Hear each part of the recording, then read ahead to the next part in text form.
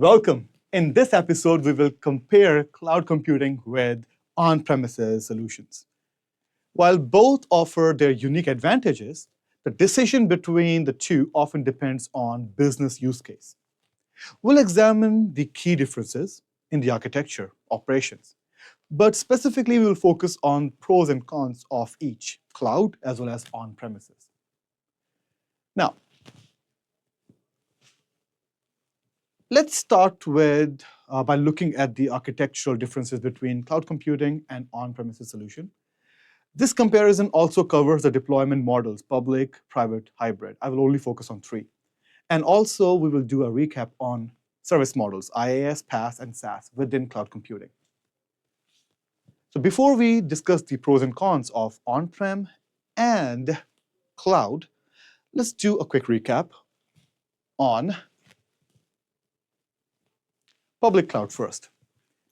So a public cloud structure is a shared infrastructure managed by the cloud providers such as Google, AWS, that is Amazon, and Azure, that is Microsoft.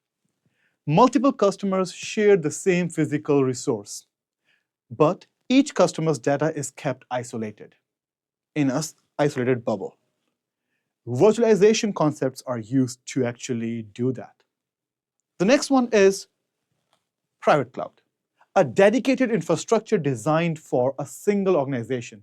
It can be managed internally by the organization themselves or by the third-party provider, offering more control and security. It is typically used by businesses with higher security and compliance requirements. The next one is hybrid cloud, a combination of public and private. This model integrates both environments, allowing the data and workload to be shared between them for more flexibility. It often used by organizations that need the balance between cost and performance, such as using a private cloud for sensitive data and public for less critical tasks to save some money. We'll also discuss some service models, that is IaaS, PaaS, and SaaS before we move forward. IaaS, infrastructure as a service, that is virtual machines, virtual storage, and virtual networks resources provided by the cloud provider, such as Azure, Microsoft. But the user manages the operating system and application here. The provider takes care of the hardware only. So they provide the hardware, they provide the infra. What you do with it is your responsibility. The next one is PaaS, platform as a service.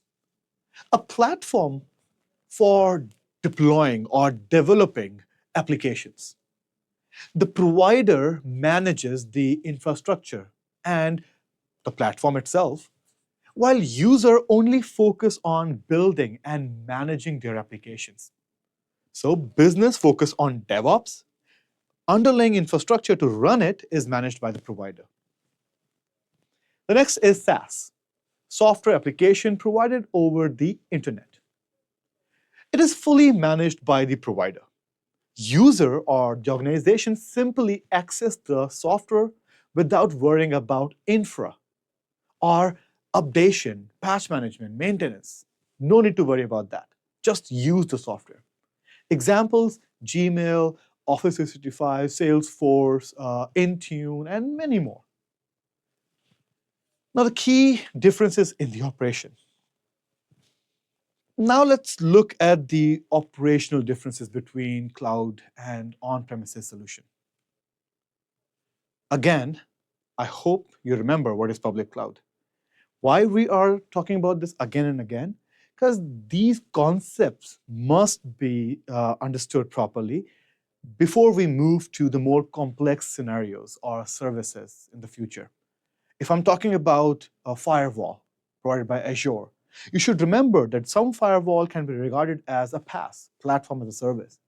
But then if I talk about NVA, network virtual appliance, that can act like a PaaS as well as IaaS. And if I talk about containers or virtual machine, I'm talking about IaaS. So one more time before we move to pros and cons. Public cloud, managed by the cloud provider with minimal user control over the infrastructure. This is fully outsourced model where the provider handles everything from hardware to software updates. Private cloud can be managed internally or by the third party, offering full control over resources, right? So this is the ideal for organizations that want greater security and customization. Hybrid cloud. Operations are split across public and private cloud domains. Managing a hybrid environment requires integration tools and services to ensure smooth coordination between the two clouds. IaaS. Users are responsible for managing operating system, application, and data, while the provider handles the hardware. This offers flexibility in configuring the virtual environment but requires more management. PaaS. Users only focus on the application development while the provider takes care of the underlying platform. This reduces the operational overhead for developers, allowing them to focus more on the building apps instead of managing the infra or the connections. SaaS. Users simply access and use the software with no infrastructure management required.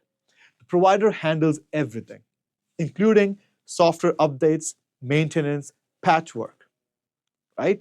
So now I hope you will remember all these terminology and the differences. Let's finally move to pros and cons. First, we'll focus on the cloud side of it. So for cloud, what are the positives? Well, the first one is cost effectiveness or efficiency. Pay-as-you-go pricing models are used here. It means businesses only pay for the resources they use, avoiding large upfront investments in hardware and infrastructure. So that is the first benefit. The second pros is scalability. Cloud solutions allow for seamless scalability, enabling businesses to easily scale resources up or down based on the demand or spikes in demand without purchasing new hardware. Well, for Christmas, they can scale up, but when the Christmas is done, it's gone, they don't have to sell their hardware. They can simply stop using it, scale down. And the cloud provider will only charge them for the usage. The next one is accessibility. Cloud services are accessible from anywhere. That is the core of cloud services. As long as there is an internet connection allowing for remote work and global reach or collaboration.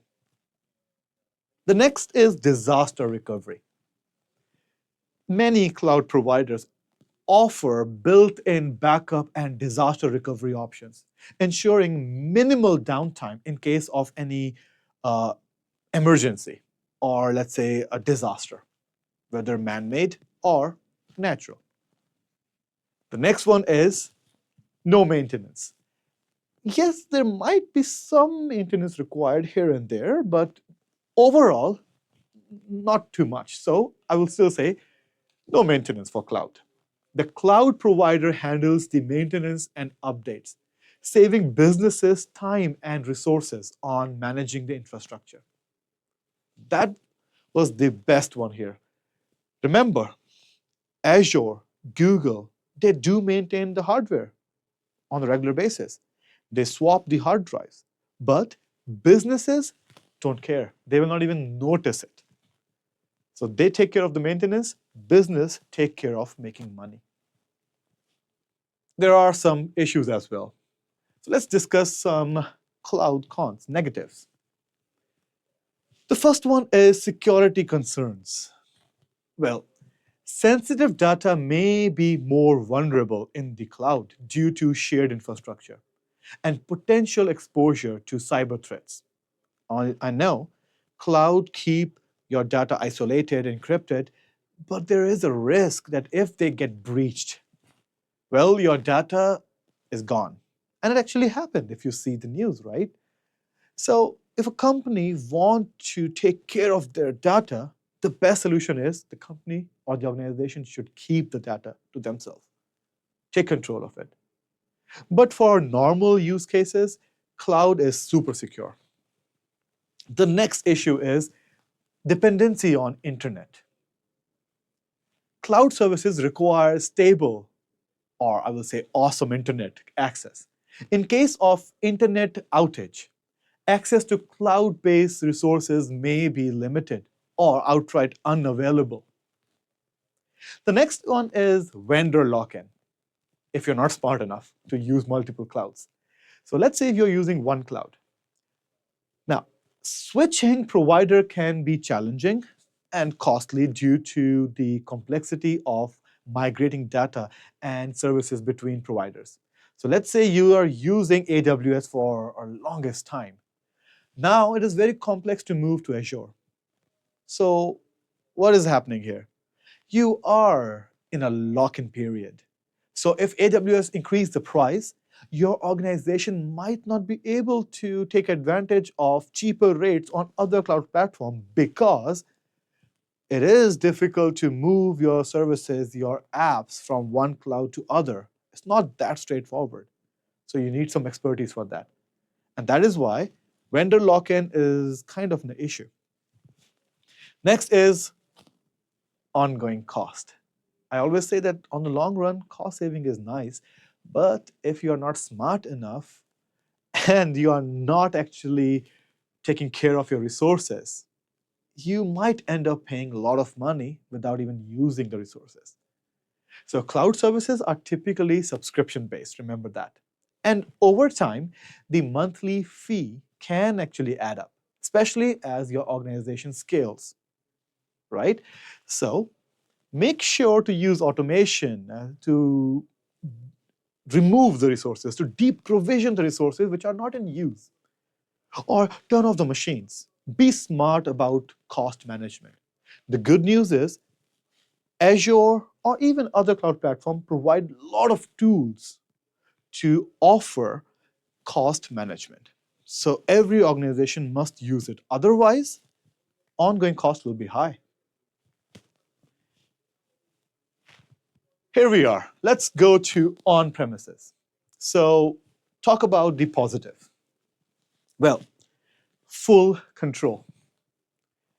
On-premises allows you like total control over your infrastructure. So any organization who will choose this will get complete control over the infrastructure, hardware, data, network equipments, and everything. This is ideal for organizations that require customization and granular control, or you can say fine-tuned control. Next is security. It's in your hand. So on-premises solution can offer greater control over sensitive data, as the infrastructure is internal and not shared with other organizations. No dependency on internet. If somewhere you might need internet, let's say you have work from home team, they still need connection, but overall, the dependency on internet is very low. On-premises solution don't rely on internet all the time, meaning your organization or operations can actually continue without the need for external network connection. They can work internally. Customization. Infrastructure can be tailored to meet specific needs, offering flexibility in how resources are used or managed. Are there any issues with on-prem? Of course, that is why we moved to cloud. Or some organizations also take advantage of both on-prem and the cloud. But yes, there are some issues. Number one, higher initial cost. Well, you have to invest in the hardware, land, building, and so much more. So there is a significant capital investment, CapEx. It is required for purchasing hardware, software, and other resources like licenses, employee, like their salaries and all that stuff. And it must be done upfront, which increases the cost and becomes a very expensive solution if your business tanks. All right. The next one is maintenance overhead. Businesses are actually responsible for maintaining and updating hardware and software. The hardware will age, and the software will need regular updates and patchwork, which can become time-consuming and costly. And don't forget, you have to hire a lot of people, trained staff, actually, and you have to pay them higher wages. The next is scalability limitations. It's not that easy to scale up. So scaling on-premises infrastructure requires purchasing additional hardware, which can be expensive and time-consuming, especially if the requirement is just for 1 month, 2 months. You still have to buy a lot of hardware. Once the requirement is gone, can you sell those hardware?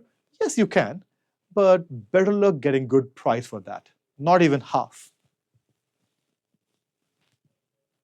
Disaster recovery, especially disaster recovery planning. So building and maintaining your own disaster recovery solution, DR solution, is essential, but it adds complexity and cost to your IT infrastructure. It will make it more expensive. Some companies still have like nightmares controlling their tape drives or their SAN systems. They have purchased it for higher price. They used it for many years. Now they moved to cloud, and now they're saying that, hey, we cannot even sell it. So yes, initial cost is always high, especially on-prem. In summary, cloud computing offers cost efficiency, scalability, accessibility, and managed service, but may come with security concerns. Not too many, but there are some. Vendor lock-ins, if you're not smart about it, and the overall cost can actually exceed your expectations if you're not taking care of it. Where on-premises solution provide full control, security, and customization, but comes with higher initial cost, maintenance overhead, and scalability limitations. When deciding between cloud and on-premises solution, businesses must weigh these factors based on their needs or requirements. In many cases, hybrid cloud can offer the best of both worlds, allowing the organization or businesses to combine the flexibility of the cloud with the control of on-premises infrastructure. So make a right decision. Thank you for joining me in this comparison. In the next episode, we will discuss more components of cloud. Stay tuned.